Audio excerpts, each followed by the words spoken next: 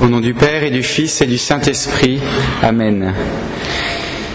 Mes frères bien-aimés, Dieu qui jadis, tant de fois et de tant de manières avait parlé à nos pères par les prophètes, en ces jours qui sont les derniers, nous a parlé par son Fils. Voilà les paroles qui ont retenti, les paroles de l'apôtre Saint Paul, et quel contraste pourtant entre la manière dont Dieu a parlé par ses prophètes et la manière dont il nous parle aujourd'hui par son Fils.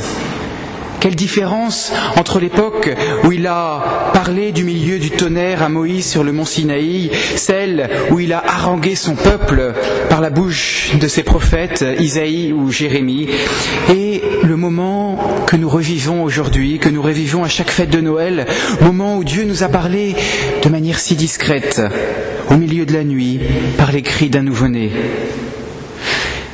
Pourtant, Dieu avait annoncé qu'il préfère parler dans la discrétion. Il avait bien montré par le prophète Élie, vous vous souvenez, sur la montagne Horeb. Sur ce mont, Élie avait entendu d'abord le tonnerre, mais Dieu n'était pas présent dans le tonnerre. Et puis, Élie avait vu le feu, mais Dieu n'était pas présent dans le feu. Et puis, Élie avait senti un vent violent, mais Dieu n'y était pas.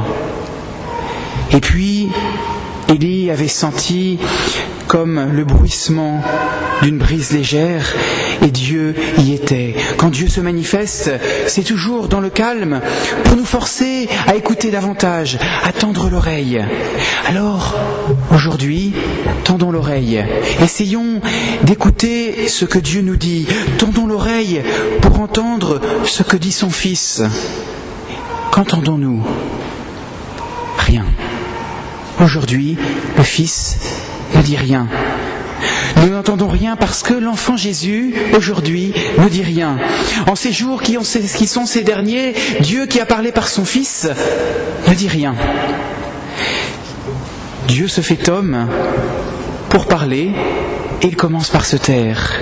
La parole incréée se fait homme et aujourd'hui la parole est silencieuse. Il ne dit rien. Pourquoi ? Eh bien parce que ce que Dieu veut nous révéler aujourd'hui, ce n'est pas une parole, ce n'est pas des mots, mais c'est un acte, une action. Il ne dit rien parce qu'aujourd'hui, en ce jour de Noël, le plus important, ce n'est pas ce qu'il veut nous dire, mais c'est ce qu'il veut nous donner. Le plus important aujourd'hui, ce n'est pas d'écouter une parole, mais c'est de recevoir un don. Et ce don, c'est celui d'un pouvoir, le pouvoir de devenir enfant de Dieu. Voilà ce que nous rappelle l'évangile de Saint Jean qu'on vient d'entendre.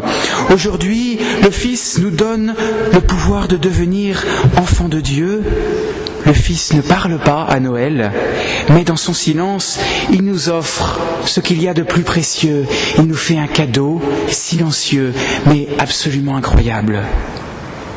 Dieu pouvait-il faire briller sur nous, s'écrit saint Augustin, une grâce plus grande que celle-ci ? Son Fils unique, il en a fait un Fils d'homme, et en retour, il transforme des fils d'homme en fils de Dieu. Cherche où est le motif, où est la justice, et vois si tu découvres autre chose que la grâce.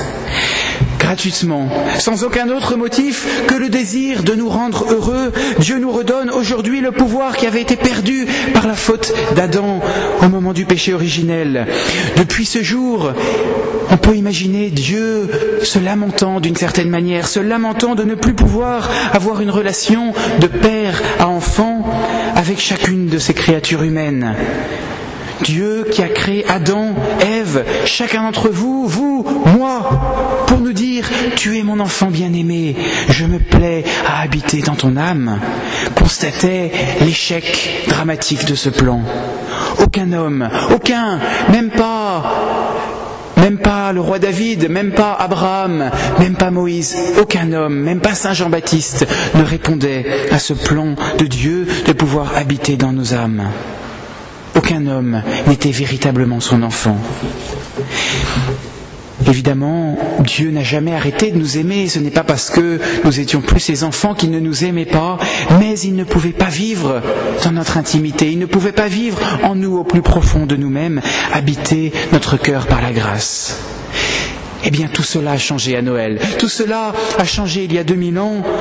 Et aujourd'hui, le Père peut contempler dans cet enfant de la crèche un enfant dans lequel il se complaît, un être humain qu'il vient combler de sa grâce. En regardant Jésus, son Fils éternel, incarné dans la crèche, le Père peut enfin se dire qu'il a retrouvé l'image parfaite de l'homme tel qu'il l'avait créé avant la chute originelle.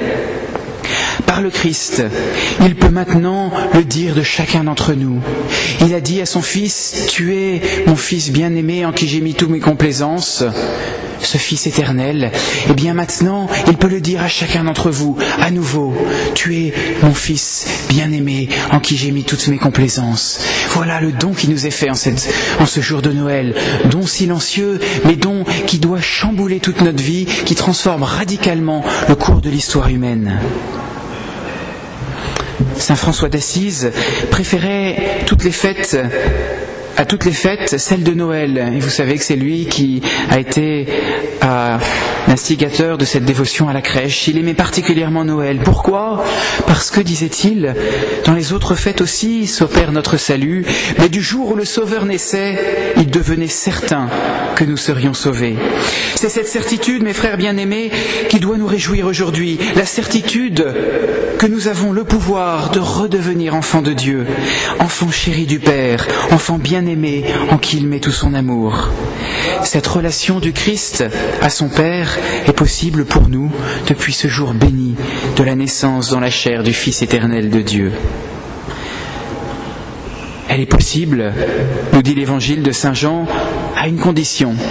Si nous recevons le Christ et si nous croyons en son nom. Il a donné ce pouvoir à tous ceux qui l'ont reçu et à tous ceux qui croient en son nom. Que cette fête de Noël, en cette année, puisse nous remplir d'actions de grâce si nous avons déjà reçu le Christ et si nous avons la grâce de croire en son nom.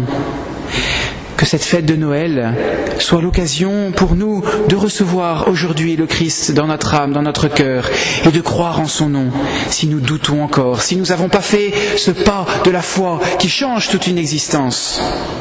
Qu'elle soit source de joie pour nous tous, de cette joie invisible aux yeux du monde, invisible à tous ceux qui ne fêtent Noël que commercialement, la joie de savoir que nous avons un Dieu si proche, un Père qui nous dit « Toi, mon enfant, tu es mon Fils bien-aimé. Amen. » Au nom du Père et du Fils et du Saint-Esprit. Amen.